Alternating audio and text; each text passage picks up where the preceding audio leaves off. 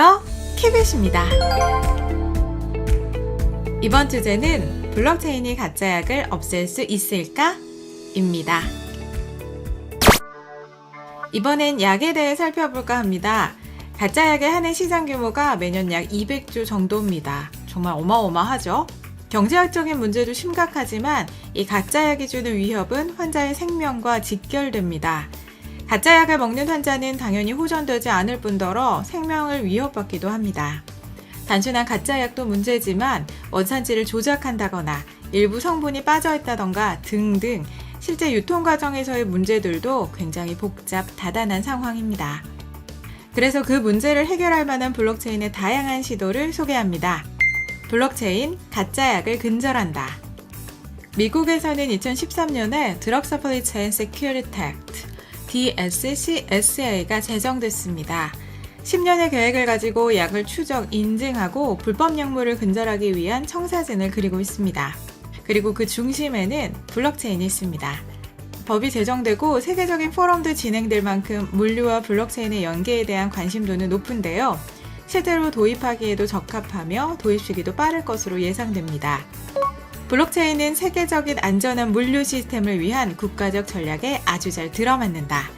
립스컴 대학의 케빈 커스 교수가 말했듯 블록체인은 제품들을 추적하는데 최적의 구조입니다. 블록 RX 이니셔티브는 실제로 약 개발 주기를 운영하고 지원하기 위해 분산 원장의 약의 물류 체인을 올리기 시작했고 거기에 더해 개인키, 스마트 컨트랙트로 약을 복용하는 과정까지 관리하고자 합니다. 이를 통해 가짜약의 사용을 줄이고 비용도 절감하며 더 투명하게 추적 가능한 약물 공급 체인이 가능해집니다. 그리고 모든 원장은 분산되어 있어 어떤 한 주체가 조작하고 싶어도 할 수가 없는데요. 입력만 제대로 된다면 그 과정에서는 어떤 주체도 건드릴 수 없이 추적이 가능합니다. 물론 그 입력이라는 과정이 굉장히 중요하긴 합니다. 한번 블록 위에 올라가면 수정도 안 되니까요. 블록체인, 처방을 추적한다. 물류 과정에서 약물이 사라지는 경우도 종종 있죠. DSCSA는 상호 호환되는 디지털 시스템을 통해 실제 미국에서 처방되는 약들을 추적하고자 합니다. 모든 생산자, 도매, 소매상, 그리고 처방되는 약은 플랫폼 위에서 추적됩니다. 가짜약을 끼워 넣는다던가 빼돌린다던가 혹은 허위 처방을 한다던가 하는 물류 과정에서의 모든 사고들을 추적하는 겁니다. 처방의 오류도 잡아낼 수 있을 것으로 예상되고 이를 통해 책임자를 찾아내는 과정도 훨씬 신속하게 이뤄질 겁니다. 블록체인, 마약 관리. 우유 주사로 유명한 프로포폴, 그와 관련된 사건 사고도 다양했습니다. 대형 대학병원 전공의가 프로포폴 남용으로 사망한 안타까운 일도 있었죠. 마약, 향정신성 약물은 늘 책임자가 있고 그 용량도 기록해 추적하고 있지만 온전히 관리하는 사람에게 의지하기 때문에 이런 사고는 쉬이 사라지지 않습니다. 하지만 분산 원장을 통해서는 실제로 처방받지 않아야 하는 사람들이 마약을 처방받는다거나 혹은 용량의 오차를 통해 일부를 빼돌린다거나 하는 등등의 것들은 모두 추적됩니다. 반드시 필요한 시스템을 블록체인이 더 정교하게 만들어줄 것이라 기대되는데요. 물론 매우 합리적이지만 이를 약이 아닌 인간으로 치환하면 조금 두려운 상황이긴 합니다. 실수가 점차 용납되지 않는 시대가 오고 있는 게 아닐까요?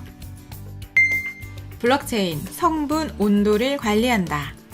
혹시 약도 상한다는 거 알고 계신가요? 상한 약은 효능이 떨어집니다. 우유의 운송이 저온으로 이루어지듯 약도 저온을 유지해야 하는 것이 있습니다. 이에 2014년부터 2020년까지 점차 온도 관련 규정이 강화되면서 약의 저온 물류가 50% 이상 증가할 것으로 예측됩니다. 또한 약물의 성분도 추적이 필요합니다. 국가를 속인다든지 인공원료를 천연으로 둔갑시킨다든지 하는 문제는 현재도 지속되고 있습니다. 잘못된 약 혹은 효능이 사라진 약을 근절하는데 블록체인이 지대한 역할을 하리라 기대됩니다.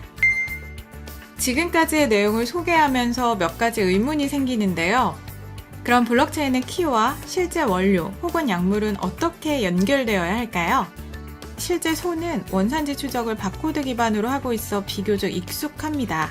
하지만 배추 추출물인데 일단 그 배추 하나와 키 하나가 어떻게 연결되어야 할까요? 혹은 그 배추에 바코드를 찍어 배송하는데 배추가 문드러지거나 가공되는 과정에서 바코드가 사라지면 어떻게 해야 될까요? 그리고 현실의 물체와 인터넷의 키를 연계하는 게 가능하다면 인간 또한 그 대상이 되는 것에 예외는 아닐 겁니다. 깊게 고민해야 될 문제입니다. 지금까지 큐빗이었습니다.